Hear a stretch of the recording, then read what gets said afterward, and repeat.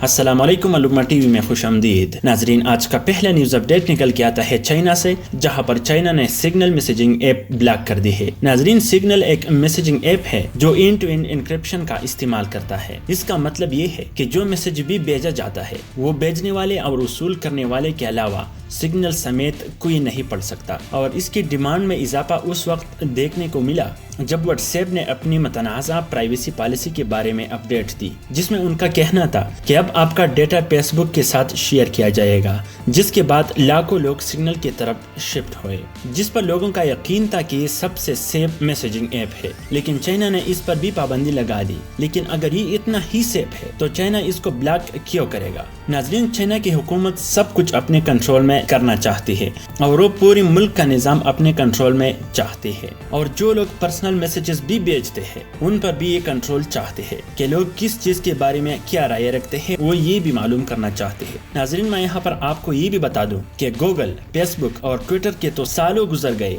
کہ چائنا نے ان کو بلاک کیے ہیں، اور اس کی وجہ یہ ہے کہ ان ایپس پر چائنا کا کنٹرول نہ ہونے کے برابر ہوتا تھا، اور اس میں شہریوں کا ڈیٹا تک رسائی ان کے لیے مشکل ہوتی ہے۔ وہ چاہتے ہیں کہ ہم اس ڈیٹا پر کنٹرول حاصل کر کے یہ معلوم کریں کہ کون حکومت پر تنقید کرتا ہے، تاکہ اسے وقت پر سبق سکھایا جائے، اور یہ قانون وہاں سب کے لیے ہے۔ مثال کے طور پر جب چائنا کے بلینئر جیک ما نے حکومت کی پالیسی پر تنقید کی تو اسے غائب کیا گیا، اور بہت عرصے تک کسی کو پتہ نہیں چلا کہ وہ ان کو کہاں لے کے گئے ہیں، اور یہ وہاں کوئی عام آدمی نہیں ہے بلکہ چائنا کے ترقی میں اس کی بہت کنٹریبیوشن ہے۔ لیکن انہوں نے جیک ما کو بھی معاف نہیں کیا۔ اس کے علاوہ بی بی سی کے بارے میں آپ کو بتا دوں کہ بی بی سی نے جب ویگور مسلمانوں پر ہونے والے تشدد کے بارے میں رپورٹ دی تو چائنا نے بی بی سی کی براڈ کاسٹنگ بھی بلاک کر دی، اور حکومت کا کہنا تھا کہ بی بی سی نے چائنا کے قانون کی خلاف ورزی کی ہے، یعنی جب انہوں نے چائنا کے تشدد کے بارے میں رپورٹ دی تو ان کے قانون کی خلاف ورزی بن گئی۔ اس لیے انہوں نے سگنل ایپ وہاں بلاک کر دی ہے تاکہ لوگوں پر مکمل ان کا کنٹرول ہو اور کوئی بھی حکومت کے خلاف ایک لفظ بھی نہ بولے۔ جب انہوں نے جیک ما اور بی بی سی کو معاف نہیں کیا تو ایک عام آدمی کیا کر سکتا ہے؟ ناظرین، یہاں سے آپ سمجھ سکتے ہیں کہ یہ ممالک کتنے اپنے شہریوں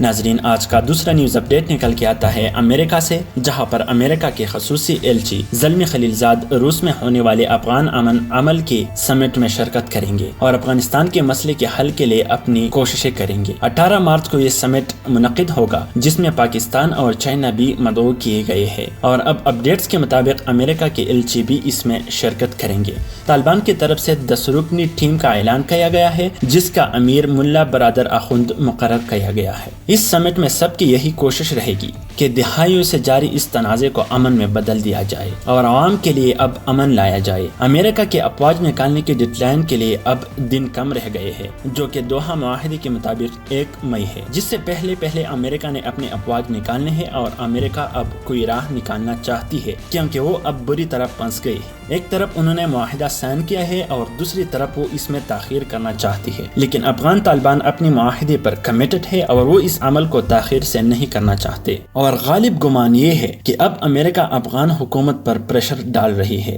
اس لیے افغان حکومت کی طرف سے متبادل بیانات سامنے آتے رہتے ہیں۔ امریکہ کے پاس بھاگنے کے لیے ٹائم کم ہے اور انہیں کچھ کرنا ہوگا، ورنہ پھر ان کو ایک تاریخی مار پڑے گی۔ ناظرین، افغان پی سٹاکس کے بارے میں آپ کا کیا رائے ہے؟ ہمیں کمنٹس باکس میں ضرور بتائیے۔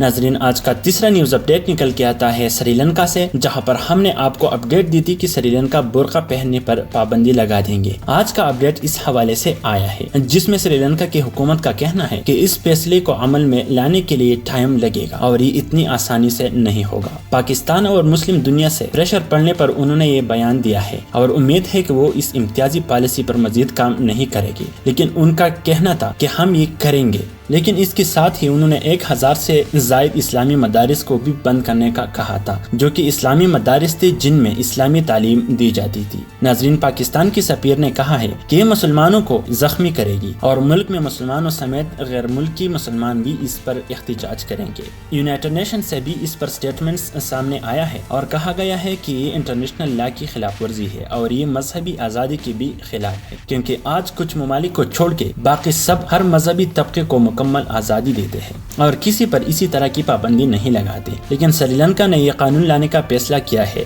اور میں آپ کو یہ بھی بتا دوں 2019 میں بھی ایک خاص مدت کے لیے انہوں نے برقع پہننے پر پابندی لگا دی تھی جب وہاں پر حملے ہوئے تھے، لیکن اس بار یہ قانون سازی ہی ہے جس کے تحت اس پر پابندی ہوگی اور مسلم عورتوں کو ان کے حقوق سے زبردستی منع کیا جائے گا۔ ناظرین، دیکھتے ہیں عورت کی آزادی چاہنے والی اس حوالے سے کیا کہتے ہیں اور اس پر اپنا کتنا رد عمل ریکارڈ کرتے ہیں۔ ناظرین، اگر آپ روزانہ کی بنیاد پر دنیا سے بڑے خبریں دیکھنا چاہتے ہیں تو الامہ ٹی وی کو ضرور سبسکرائب کیجیے۔